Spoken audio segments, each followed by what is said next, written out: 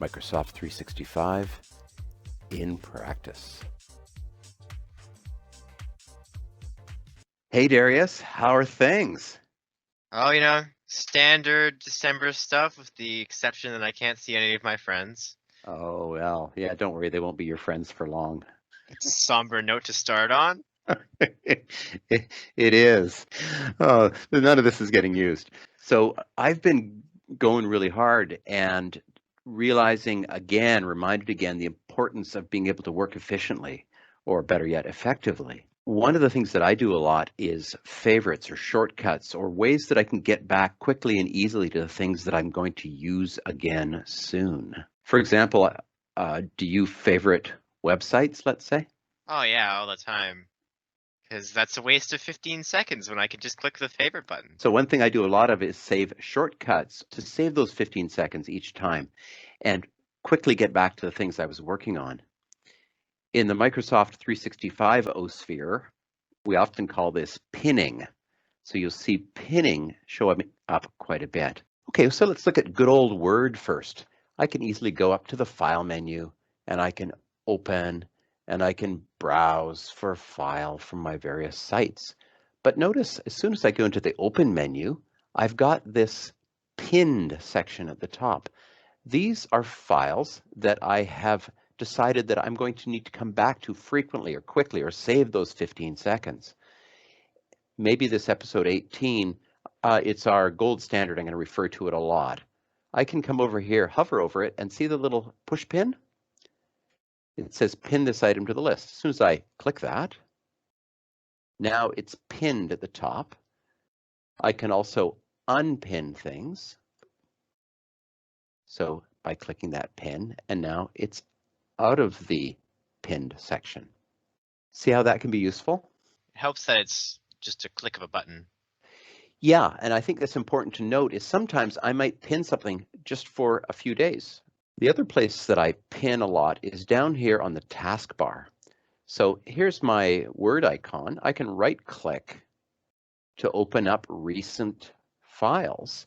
But notice I've got some pinned files up here. These two I'm working on right now. They're large documents I'm developing. So I've pinned them here so that I can get back to them really easily and quickly.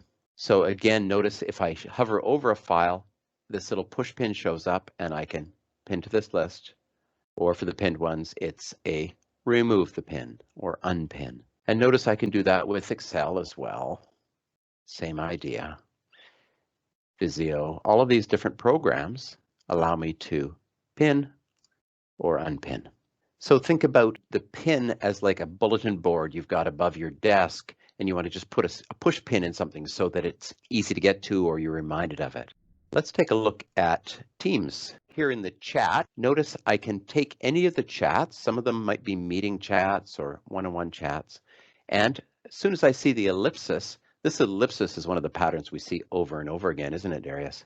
That's pretty universal in all software nowadays. So I can take any one of these. Maybe I want to make sure that my chat with Darius is easy to get to because Darius is my favorite. I can click the ellipsis and pin this chat. Boom. So now I have a pinned section at the top here. Here's a conversation with Microsoft. Oh, I want to follow up on that. Boom. So now I have these pinned conversations at the top. Doesn't matter what's happening at the bottom down here, the pinned ones will always be there. This could save you that 15, 20, maybe even a full minute. The other one I want to show you is in Teams, the Teams itself. And notice in my list of teams here at the top, I have a pinned section. Microsoft 365 in Practice is the name of the team, and this is the general channel. So if I was maybe working with these paradigm shifters, same idea, I can go and click the ellipsis beside the channel, and I can pin that channel. And there it is at the top. It saves me going down and opening up that team and clicking the general channel. I can just get there straight from here. That does definitely save you seconds. Teams can be a little bit confusing finding things as well. We also notice in these posts in Teams, you can also pin those. So if I click here and pin this post, it will warn me it's pinned for everyone who've used the channel. It's not just for me, okay? So as a team owner, I can pin a post And now this green pin shows up. Here in SharePoint, this is our modern sandbox. And notice sites can be followed. So the following means primarily that here on the SharePoint page, any sites that I'm following show up in the top left here. You can also unfollow them here by unselecting the star. Let's go back to the modern sandbox. So in addition to following a site, I can also track pages as well. So let's say that I want to keep an eye on this news post. I can save it for later. And now it's in my recently saved items. I can see all saved items here. So these are all just little ways, tiny little things to make it easier to get back to whatever you're working on.